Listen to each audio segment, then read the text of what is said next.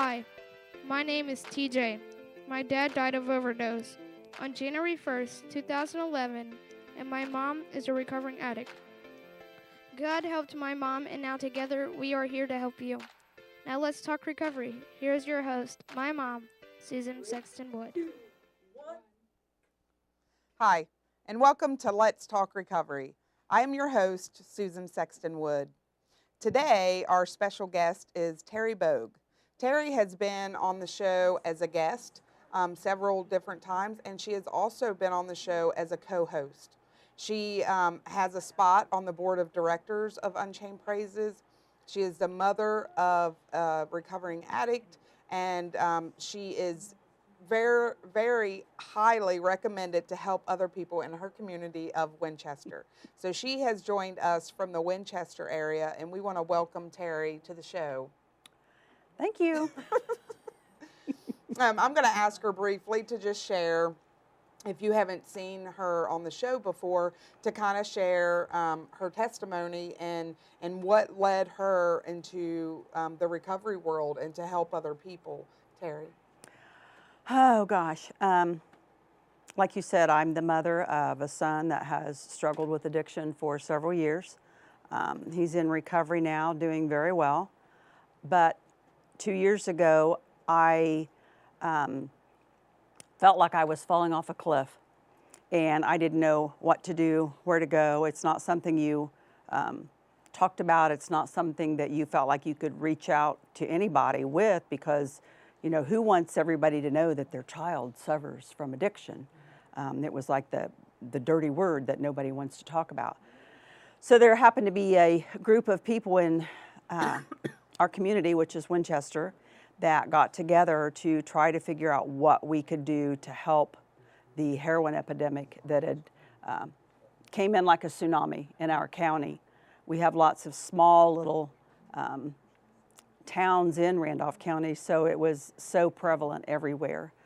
So I went to this meeting really not knowing what it was going to be about, but it was the first step in things turning around in my life for my family. And that's where obviously I met you. The next day, I think, or shortly after I made an appointment to come see you, you were in Winchester 2 days a week at that time. And I was there every day for over a year, twice a week. And you slowly taught me about the addiction side of it, as far as how to react, what to do, because you don't know what to do. I mean, to ever think that something like that would have ever attacked my family, it was just unimaginable. My child is not somebody that has struggled with a lot of problems in his life. You know, he's the youngest of 4 children. His parents have been married 42 years. We still live in the same house, and we even still love each other. Mm-hmm. So he was raised in a faith-based home. Just a good kid. His beginnings were a little different than a lot of people that start out with the opiate crisis. But when it happened and he informed us of what was going on in his life, we were just dumbfounded, you know, and like any other parent, you don't know what to do, but you're a parent, so you try to fix it, you know. And I learned, it took me a while, but I learned that I couldn't fix him. I could beg, plead, threaten, anything you can imagine, and it just didn't change it. So I learned from you so much about, actually just about addiction and how it works. And obviously when you have someone that struggles in your home, you know, it's like on the job training. Mm-hmm. So you learn there too. But it was, I feel like today, which is 2 years later, actually will be next month, I am not even close to the same person that I was then. Because I'm educated. I've educated myself.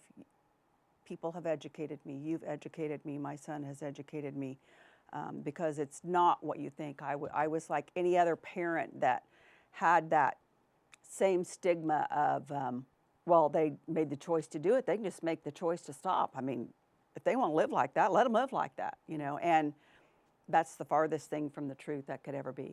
It's not like that at all. But you have to learn that, because if you don't understand it, and you think that they're just these low-life human beings that don't deserve anything, and it's completely opposite. The people that I've met that struggle with this, even outside of my son, are loving and giving and have big hearts, and they are worth saving. You know, they are worth investing the time in. And it's like I heard you say with a previous discussion that, you know, not everybody makes it, and not everybody, you can't help them all, but you try to help them all, knowing that some of them are. And when they don't, it's discouraging, scary, because you know people that you get very close to these, I call them my kids, when you're involved with that circle of community of those strugglers, you get so close to them, they become your family and you become theirs. And when they relapse, it's really, really hard. And I think it's probably even harder on them, because now they have this other group of people that they feel they have to atone to. And some of them we've lost, and it's like losing part of your own family. And then when you see some relapse, it's devastating, because you know that they know how to get back, but the shame and the guilt can be so strong they don't fight to get back. Right. And they think that they can't. In spite of all the sadness in some of that and the hard things in it, that it's very rewarding. For me, it's so rewarding, because I can't imagine my life without being able to help. That's what, and through all of that, it's helped me as much or more than it has them, because when you give of yourself, God says, give what you need, you know. And at the time, my son needed help, but I couldn't help him. I didn't know what to do. And everything I tried to do, it wasn't working. And it wasn't that we were always making bad choices. Even if we weren't making the right one, my husband and I, at least, we made the wrong one, trying to make the right one.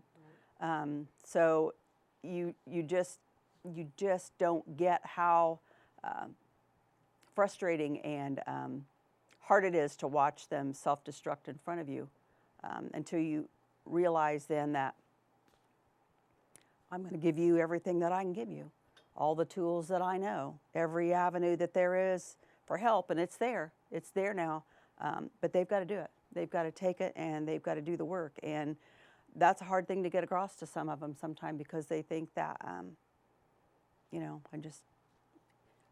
they've never had to put the work in, per se. When they're chasing the drugs, it becomes so natural. So when they're not, they're like, oh, what do I do? What do I do? But the work is, I think it's harder, but yet it's more rewarding, because it's like they have to take 2 steps forward, because it was so easy in addiction to just stay there, even though it's a horrible life and it's hard, but yet it was easy, because there's so much they didn't have to deal with or be accountable for or live with. And then when they start to get clean and sober, reality sets in. And in addiction, we're so used to that lifestyle that it's much easier to stay in addiction than it is to start recovery, because it is hard, especially that first step. But today, in my own recovery, and I'm coming up on 5 years in March, and it's much easier to stay in recovery than it is to think about ever using again. And I have to keep myself humble in my recovery, because I'm not immune to relapse. And I have to stay focused on my recovery, you know, every day. It's a lot easier. You know, it becomes easier because it's second nature now to be in recovery. But I don't forget where I used to be, and I think that helps me not to go back there, because I remember the hopeless feeling and the way that you become sick because physically you become addicted, and the rationalization of our thinking is crazy. And so that's for me in my recovery. You know, I don't forget where I come from, and that's where we can reflect on our past, but we don't have to dwell on it. And I think that helps me and my recovery. And so you started working on a recovery plan, and we would sit down at the beginning twice a week. Yep.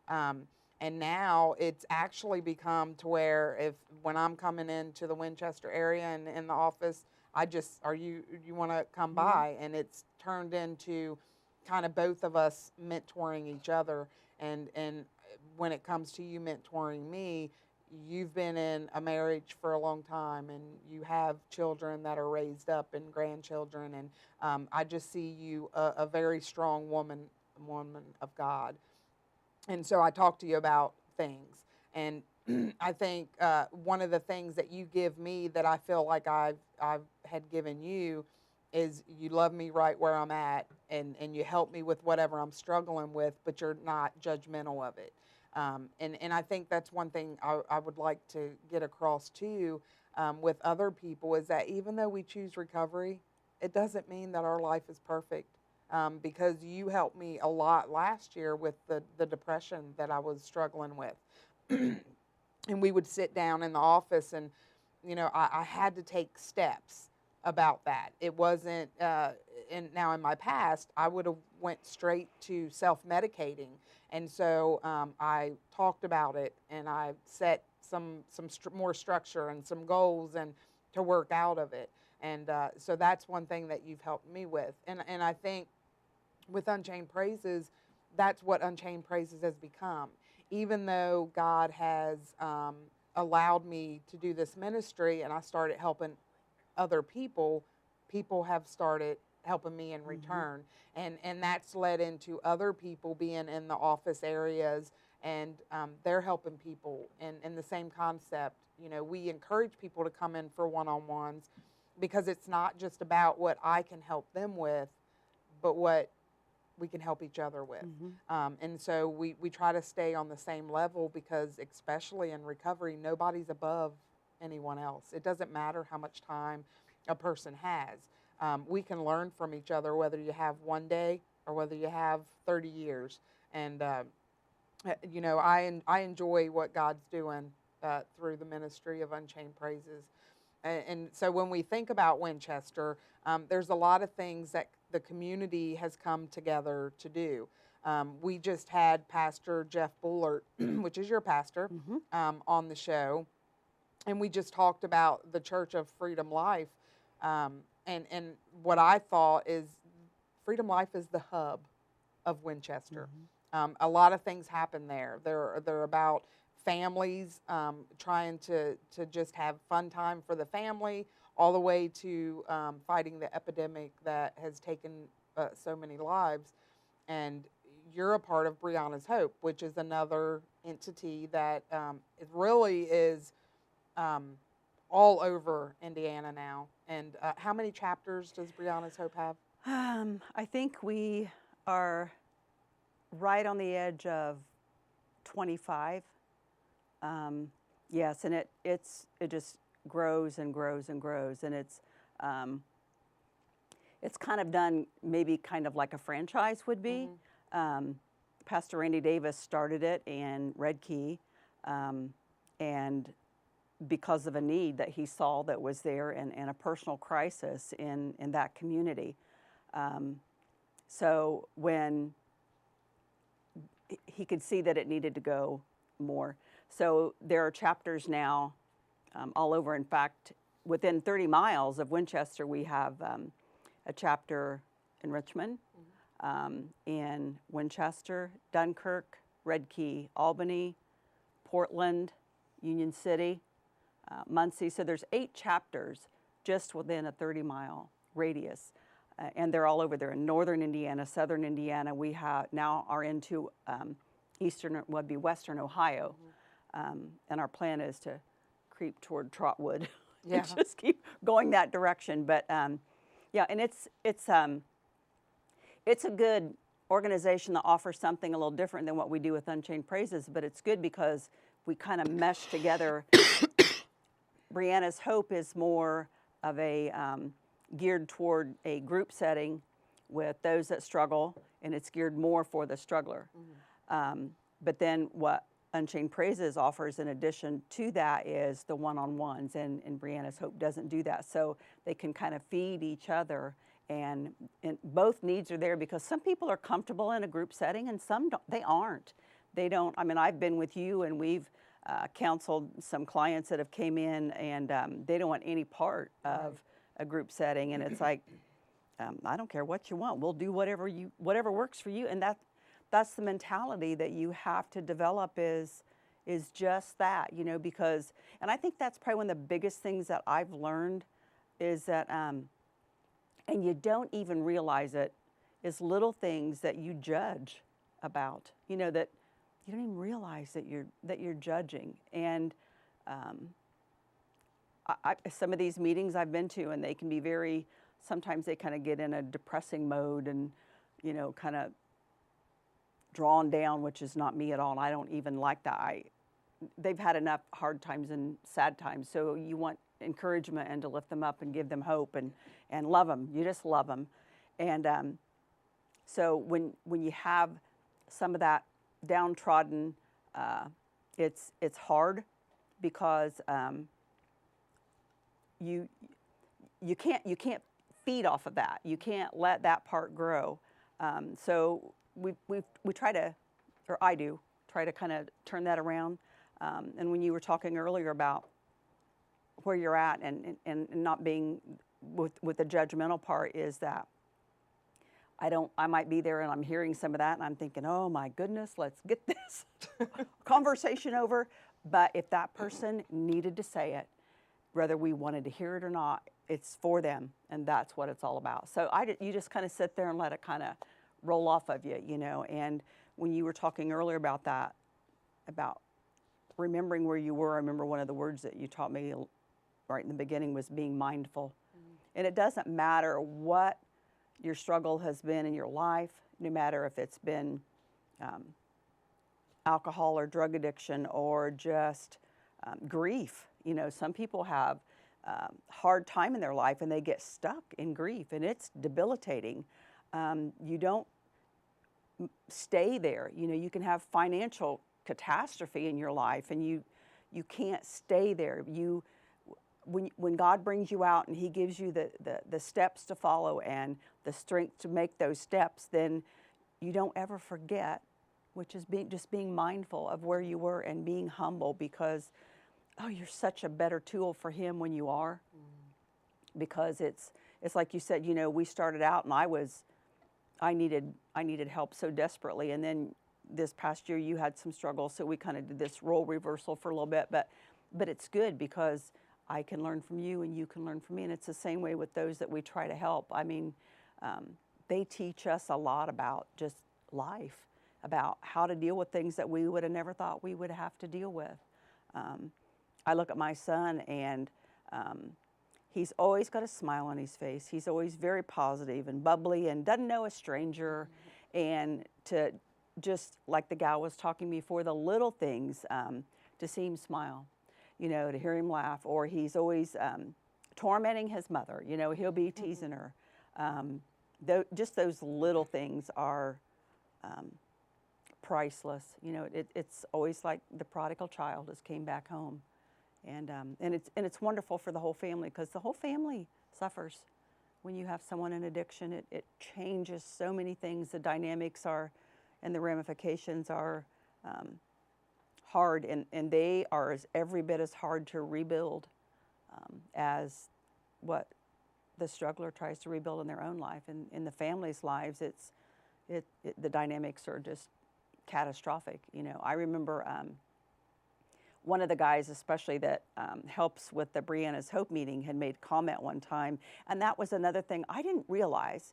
And a gal said, I don't know how we got to talking about it, but how the parents were affected. And she just never thought about how bad it was for the parent. And I'm sitting there thinking, what?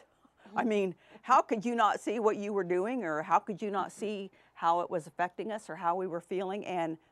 But they didn't, you know, because their mind wasn't there. Their emotions weren't there like we were. So just like that, I mean, I learned from just that statement. And so in that same line of conversation, there was a young man that was talking about he's been in recovery for a couple years now, and he had made the comment just from that 2 years, he felt like the families had it even worse than the ones that struggled with the addiction because they held us hostage. And when he said that, that really stuck with me because I'm thinking, yeah, I used to tell my son you would come in like a tornado in our life and in our home. And, you know, tornadoes, they destroy and there's nothing left usually but a foundation of a home. And they move on their way, and that's what he would do. He would go on his way, and we were left to try to rebuild.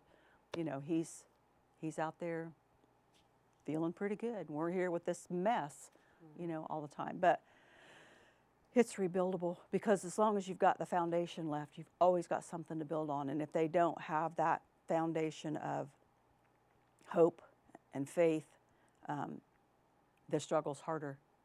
It's harder. That takes me back, just talking about foundation, it takes me back to early in my recovery. I always said that God, I've got a tickle in my throat. Sorry, you can You're talk fine. for a minute.